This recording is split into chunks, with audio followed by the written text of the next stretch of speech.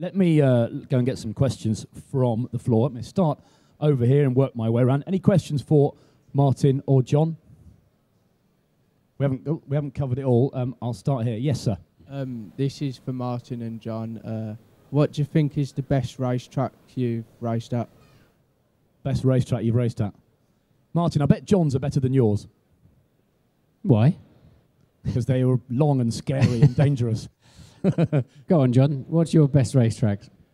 Well, it's, for different reasons, possibly. But two tracks which have a very fond memories for me are the old Nürburgring. That was before it was modified with guardrails and everything else. Where you went along, and if you was on a motorcycle, you went along, and certain corners you had to have your helmet just brush the hedge, because that's what bordered the circuits. The old Nürburgring, and also the old Spa.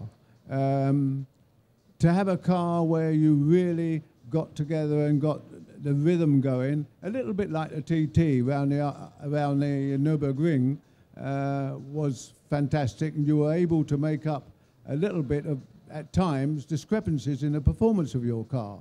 Spa, where you were sort of on some places like the corners, the Bourneville corners at 10/10ths, where if you could come out of it at 100 revs more, it meant that you were going to be travelling another 10 miles an hour faster down the straight there.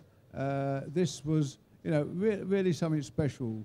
Lots of very good circuits, but you know, in afterthought is that they were rather dangerous as well. You're absolutely right. I can barely match that. Yes. That's amazing. Brushing your crash helmet on trees at the old Nürburgring. My favourite ever track I raced on was Macau, which is just off Hong Kong on the corner of China, because it's sort of part Monaco and part Silverstone glued together, and really challenging racetrack. Not a track that many people know about. Monaco, the challenge of racing a Formula One car around Monaco, the thrill, the tension, the excitement, the satisfaction of sort of challenging the track and winning and getting to the end of the Grand Prix. I really like that. Obviously, we like Silverstone and Spa and Monza, but my third track, and not many drivers who, certainly those who have never been there, but even those that have, I think until you get talking to them, but Le Mans is a magnificent race. It's so fast. You average 140 miles an hour through the race, including 28 pit stops. It's just so fast and so challenging. And you've got day and night, rain and shine, gravel and oil on the track, debris, lots of cars to pass. I find it a great challenge. So Macau, Monaco, and then Le Mans for me.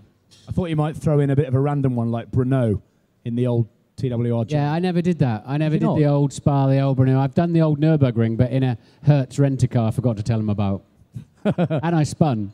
Excellent. Right, we've got time for one more because Martin and John have to go. Let's go here. You're talking about the problems with too many pay drivers in F1. Do you think there'll be teams such as Toro Rosso will be the answer to this? If, say, the likes of Ferrari and Mercedes start bringing more teams where the aim is to get better drivers rather than just to get funding from the drivers?